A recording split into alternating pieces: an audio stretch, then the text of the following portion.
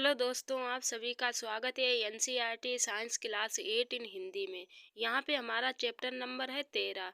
Chapter number जो 13 हमारा दिया गया था, हमने चैप्टर नंबर 13 को पढ़ा था। जो हमने क्या पढ़ा था कि ध्वनि कैसे उत्पन्न होती है, ध्वनि के बारे। तो यहाँ पे हम इसके महत्वपूर्ण पॉइंट देख लेते हैं। जो जिस के बारे में हमने पूरे चैप्टर में पढ़ा, वहाँ पे हम देख लेते हैं, रिवीजन कर लेते हैं कि हमने चैप्टर में क्या क्या पढ़ा था और हमें कितनी चीज़ें याद है।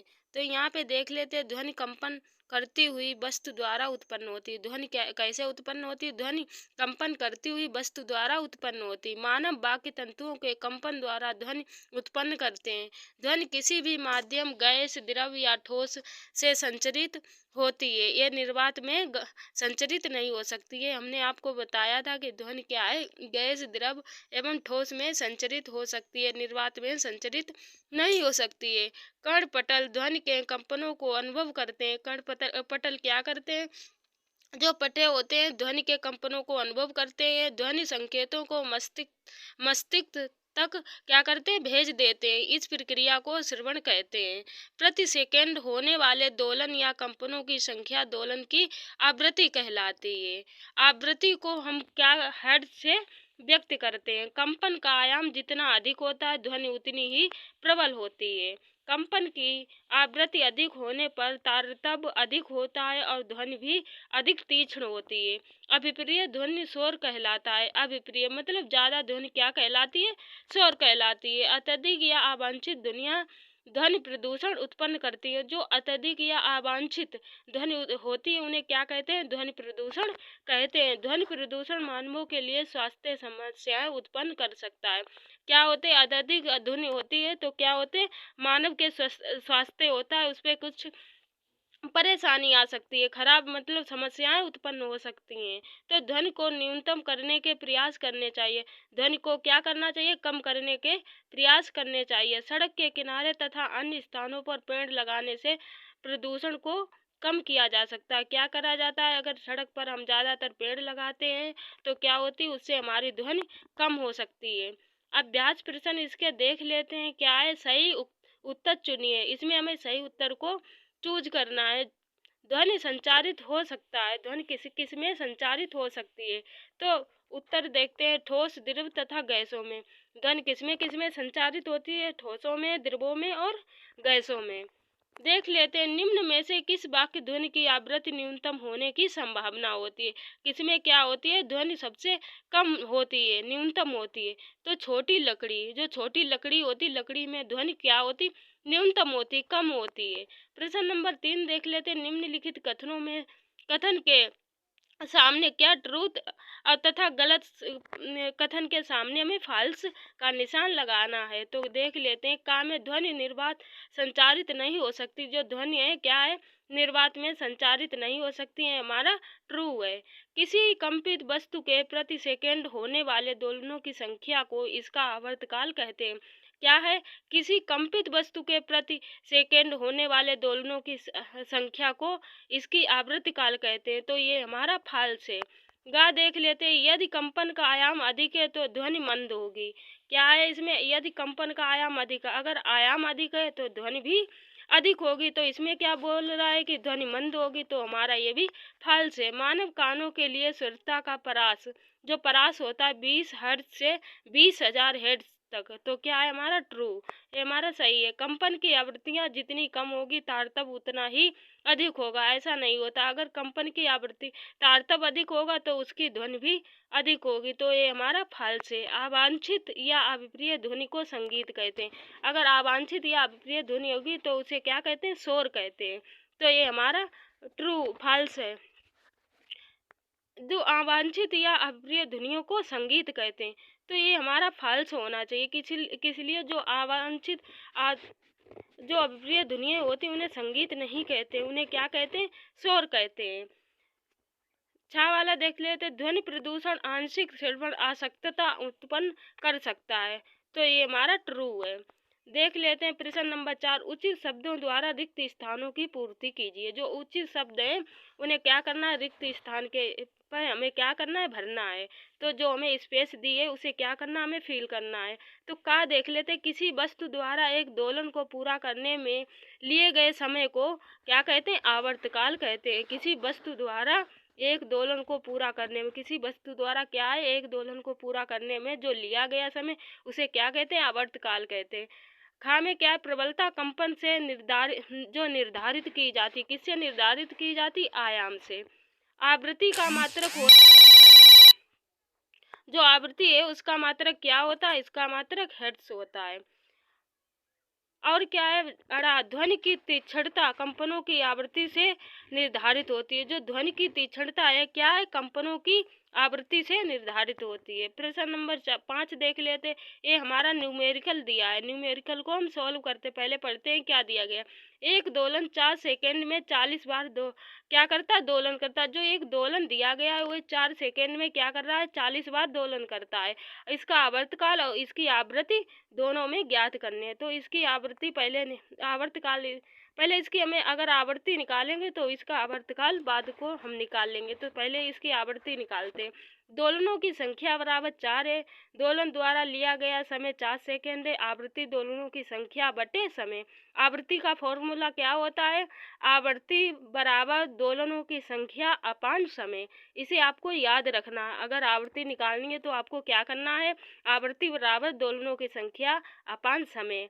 अब आवृत्ति दोलनों की संख्या कितनी दी गई है, दोलनों की संख्या में 40 दी गई है और समय कितना दिया गया, 4 सेकेंड दिया गया है। अगर हम इसे सोल्व करते हैं तो कितना आता है, हमारा 10 हर्ट्ज आता है।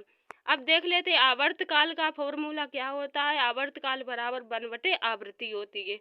तो हमारी आवृत्ति कितनी निकली थी, 10 निकली। इसे हम सॉल्व करते हैं तो क्या आता है, 0.1 सेकेंड आता है। हमारा एक और न्यूमेरिकल दिया है, इसे भी हम सॉल्व कर लेते हैं।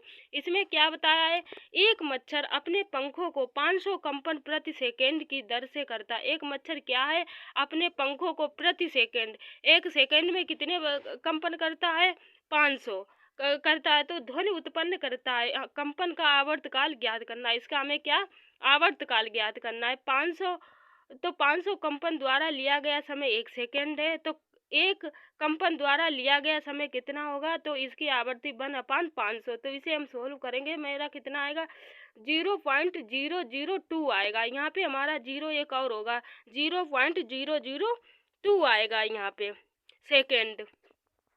निम्नलिखित में से वाद्य यंत्र में उस भाग को पहचानिए जो ध्वनि उत्पन्न करने के लिए कंपित होता है। तो क्या ढोलक क्या है, तानित झिल्ली है।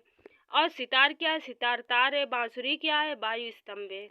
प्रश्न नंबर 8 देख लेते हैं। शोर तथा संगीत में क्या अंतर, शोर तथा संगीत में क्या अंतर है। क्या कभी संगीत शोर बन सकता है, जो संगीत है क्या कभी शोर बन सकता है। तो इसका शोर की पहले हम डेफिनेशन देख लेते हैं। शोर यह वह ध्वनि है जो सुनते ही हमारे क्या होता है, हमें कष्टदायक प्रतीत होती है। जो शोर क्या होता है, अगर शोर ज़्यादा हो रहा है तो अगर हमारे कानों में इसकी आवाज़ सुनाई पड़ती तो क्या होता है, हमें कष्ट होने लगता है, दिक्कत होने लगती, प्रॉब्लम परेशानी मतलब होने लगती है। तो उसे हम क्या कहते हैं, शोर कहते हैं।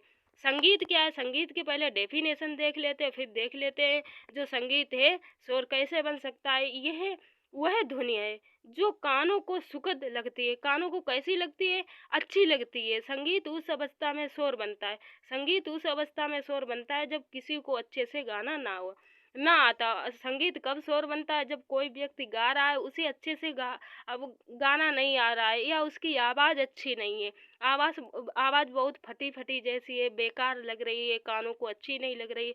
तो क्या होगा, उस समय हमें क्या लगेगा, किसी तो ये उसका स्वर बहुत ऊंचा हो तो हमें क्या लगेगा, ये संगीत क्या हमें शोर जैसा प्रतीत हो, स्वर जैसा सुनाई देगा। तो क्या है, संगीत शोर कब बन सकता है, आपने समझ लिया। प्रश्न नंबर 9 देखते हैं क्या दिया गया। आपने वातावरण में ध्वनि प्रदूषण के स्रोतों की सूची बनाई है। आपका जो वातावरण है उसमें आपको क्या करना, जो ध्वनि प्रदूषण है उसके स्रोतों की आपको क्या करना, सूची बनाइए। जो ध्वनि जिससे जिससे उत्पन्न होती है उन्हें, उन पॉइंटों को क्या करना, हमें लिखना है, देखना है किन किन से हमें जो ध्वनि उत्पन्न होती है। तो देख लेते हैं क्या क्या उनके स्रोत हैं। वाहनों की ध्वनियाँ, जो वाहन चलते हैं उनमें ध्वनि उत्पन्न होती पदार्थों से, पटाखों का फटना या मशीन, जब पटाखे फटते हैं तो क्या है उसमें से ध्वनि उत्पन्न होती है। लाउड स्पीकर हुआ, ऊंची आवाज़ में चलाए गए टीवी, जो ऊंची आवाज़ में बहुत तेज़ आवाज़ में टीवी चलाई जाती है। ट्रांजिस्टर, रेडियो हुए, रसोई घर के कुछ उपकरण हो सकते हैं, जैसे कुकर की सीटी हुई। ये भी क्या होती है, बहुत शोर होता है, जब सीटी लगती है तो क्या होता है, ध्वनि उत्पन्न करती है। प्रश्न नंबर 10 देख लेते हैं। वर्णन कीजिए कि ध्वनि प्रदूषण मानव के लिए किस प्रकार हानिकारक है। जो ध्वनि प्रदूषण है मानव के लिए किस प्रकार हानिकारक है, इसका क्या करना है, हमें समझाना है कि किस प्रकार। शोर प्रदूषण के कारण अनेक स्वास्थ्य संबंधी समस्याएं हो सकती हैं। इसमें क्या बताया गया, अगर ज़्यादा शोर होता है तो क्या हो सकता है, हमारे स्वास्थ्य संबंधी हमें अनेक बीमारी हो सकती हैं, जैसे कि अनिद्रा, अति तनाव, ताप, चिंता तथा अन्य बहुत से स्वास्थ्य संबंधी विकार ध्वनियाँ प्रदूषण से उत्पन्न हो सकती हैं। लगातार प्रबल ध्वनि के प्रभाव में रहने वाले व्यक्तियों की सुनने की क्षमता स्थायी तथा अस्थायी हो इस स्थायी या अस्थायी रूप से कम हो जाती है। लगातार अगर प्रबल ध्वनियाँ हो रही हैं, अगर आप उस स्थान पे रहते हो तो कुछ समय बाद धीरे धीरे आपको क्या करेगा कि सुनाई देना कम हो जाएगा। तो प्रश्न नंबर 11 देख लेते हैं, हमारा क्या दिया गया। आपके माता पिता एक मकान खरीदना चाहते हैं। आपके माता पिता जो हैं क्या करना चाहते हैं, एक मकान को खरीदना चाहते हैं। उन्हें एक मकान सड़क के किनारे, एक मकान क्या है उन्हें सड़क के किनारे पर मिल रहा है, और दूसरा मकान उन्हें 3 गली छोड़कर देने का प्रस्ताव किया गया। दूसरा घर कहाँ मिल रहा है उन्हें, जो 3 सड़क से 3 घर छोड़ के देने का प्रस्ताव किया गया है। तो आप अपने माता पिता, अगर आपको इस बारे में डिसीजन देना हुआ, डिस्कस करना हो, किसी को राय देनी हो, तो आप क्या करेंगे, अपने माता पिता को कौन सा मकान खरीदने का सुझाव देंगे। आप अपने माता पिता को कौन सा मकान खरीदने के लिए सुझाव देंगे, और अपने उत्तर की व्याख्या कीजिए, और आपको इसका उत्तर लिखना है। तो इसका उत्तर हम देख लेते हैं क्या है। हम माता पिता को सड़क से दूर वाला मकान खरीदने को कहेंगे। आप क्या कहेंगे अपने माता पिता से कि जो सड़क से 3 गली छोड़ के घर है, आपको वह खरीदना चाहिए, क्योंकि सड़क वाले मकान में काफ़ी परेशानियां होती। जो सड़क वाला मकान है उसमें क्या होता, काफ़ी दिक्कत होती है। जो वाहन होते हैं उनके हॉर्न से अगर लगते रहते, हमेशा चलते रहते, वो आपके कानों तक पहुंचते रहेंगे, तो आप अपना काम अच्छे से वहाँ पे नहीं कर पाएंगे। तो क्या करेंगे आप, क्योंकि यहाँ रहने से वाहनों का शोर हर समय सुनाई पड़ता है, तो आप क्या करेंगे, जो सड़क के 3 गली छोड़ के घर है उसे खरीदने के लिए कहेंगे। और दिक्कत क्या होगी, वहाँ हर समय वाहन चलते रहेंगे, तो वाहनों का शोर आपके कानों तक पहुँचता रहेगा, तो आपको बहुत परेशानी होगी। तो कौन सा अच्छा घर रहेगा, जो सड़क के 3 गली छोड़ के। तो देखते हैं नेक्स्ट क्वेश्चन हमारा क्या है। मानव वाक यंत्र का चित्र बनाइए तथा इसके कार्य की अपने शब्दों में व्याख्या कीजिए। जो मानव का वाक यंत्र होता है उसका क्या करना, आपको चित्र बनाना है और अपने शब्दों में उसकी व्याख्या करनी। तो इसके चित्र के बारे में हम अगले उसमें सब कुछ दिखा चुके, पढ़ा भी चुके, उसमें चित्र दिखाया था, तो आप वहाँ से देख सकते हैं। इसकी व्याख्या यहाँ से पढ़ लेते हैं। मानवों में ध्वनि वाक्य यंत्र अथवा कंठ द्वारा उत्पन्न होती। मानव में ध्वनि कहाँ से उत्पन्न होती, जो कंठ होता है उसके द्वारा उत्पन्न होती। अपनी उंगलियों को कंठ पर रखिए तथा एक कठोर उभार को खोजिए, जो निगलते समय क्या होता, चलता हुआ प्रतीत होता है। जब आप कोई चीज़ निगलते हैं, कोई चीज़ अंदर को निगलते या खाते, पानी पीते, रोटी खाते, तो क्या है, वह चलता हुआ प्रतीत होता है। शरीर का वह भाग वाक्य यंत्र कहलाता है। ये श्वास नली के ऊपरी सिरे पर होता है। ये श्वास नली के कहाँ पे होता है, ऊपरी सिरे पर होता है। वाक्य यंत्र या कंठ के आर पार 2 वाक्य तंत्र इस प्रकार तानित होते हैं कि उनके बीच में वायु निकलने के लिए संकीर्ण झिर्री बनी होती है।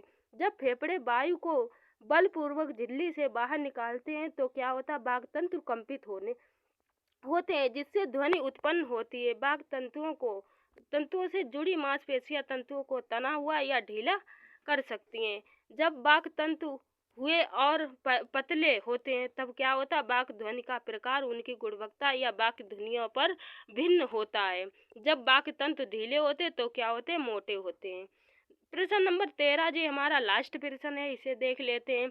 आकाश में तड़ित तथा गर्जन की किस घटना एक समय पर तथा हमसे समान दूरी पर घटित होती है? हमें तड़ित पहले दिखाई देता है तथा मेघ गर्जन बाद में सुनाई देता है। क्या आप इसकी व्याख्या कर सकते हैं? तो इसका उत्तर क्या, ऐसा इसीलिए होता है क्योंकि प्रकाश की चाल ध्वनि की चाल से अधिक होती है। ऐसा किस लिए होता है कि जो प्रकाश की चाल है वह ध्वनि की चाल से अधिक होती है, तो प्रकाश की चाल ध्वनि की चाल से अधिक होती है। इसीलिए क्या होता, हमें मेघ जो तड़ित होता है, तड़ित पहले दिखाई देता है और मेघ गर्जन हमें बाद में सुनाई देता है। तो यहाँ पे हमारे अभ्यास प्रश्न सारे समाप्त होते हैं। मिलते हैं न्यू चैप्टर के साथ, न्यू वीडियो न्यू चैप्टर के साथ।